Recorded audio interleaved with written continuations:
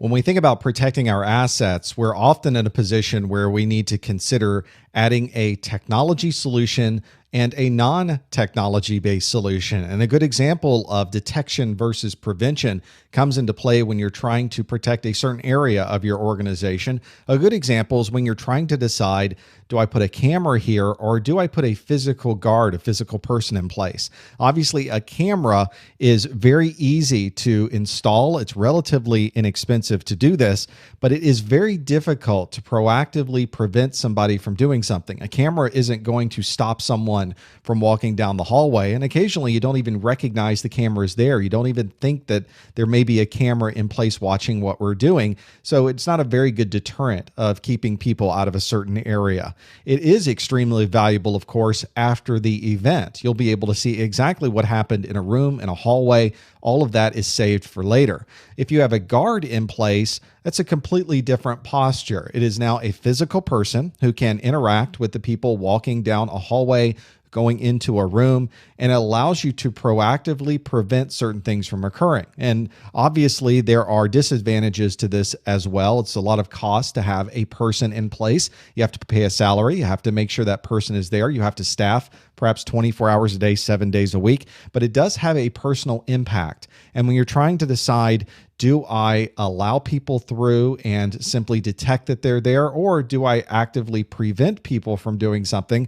We now have a better idea of which solution to have there. In many cases, we may have both. We may need an immediate proactive stop people from going in a room, but we might also want a way to go back over time to last week, to last month, to last year, and see who went in and out of that room and who did we sign in, who did we sign out, to back up perhaps what a guard was there being able to do themselves. You've now got decisions to make, not from just a person perspective, but there are also a number of technology solutions that we should consider also when it comes to detecting versus preventing. A very common technology solution when you're trying to detect the bad guys coming into your network is an intrusion detection system. We've talked about these before. You have people out on the internet that are using resources in your environment. You've also got your end users in your environment that are accessing resources on the internet. And the traffic is flowing back and forth through your routers and your switches in your environment, and a lot of information is passing. We have multi-megabit, in some cases gigabit connections out to the internet. There certainly is a lot of information flowing through the very fast networks we have today on the inside of our network. Intrusion detection systems were built to be able to watch all of that. These are usually devices that are put off to the side. Information is copied off to the intrusion detection system. Usually it's done through a built-in system inside of the switch that allows us to send a copy off to a separate port. Sometimes it's a physical tap where you are connecting right into the middle of a connection and simply sending a copy of that data to the intrusion detection system.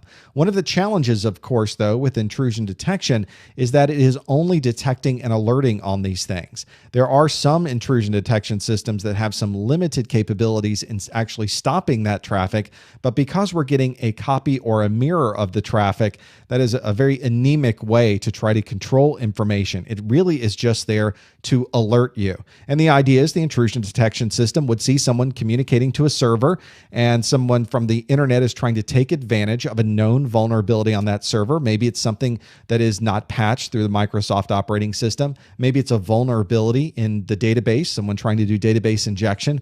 The intrusion detection system would see that because it's seeing all of the traffic going back and forth. And then the intrusion detection system can then inform you and let you know that at this date and time, I logged an event that occurred, that this particular IP address from the internet was accessing this particular web server, and they performed this particular vulnerability attack. They went after the database injection. They went after a known vulnerability in that Microsoft operating system. And having that in place can at least give you a list of what has occurred over time back and forth over your network.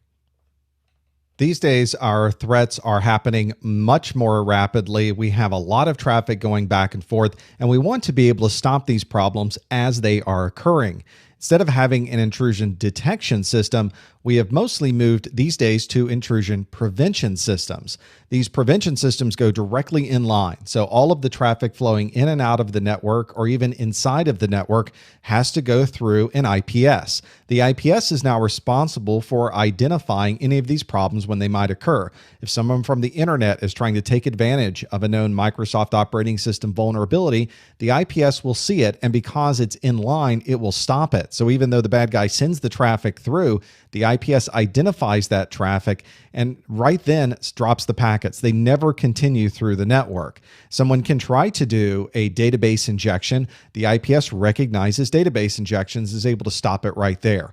Obviously, being in line is a very critical piece. There's usually redundancy and fault tolerance associated with the IPS implementation, and IPS systems must be able to keep up with the speeds and still understand all of the different vulnerabilities and signatures that it needs to be able to stop the traffic.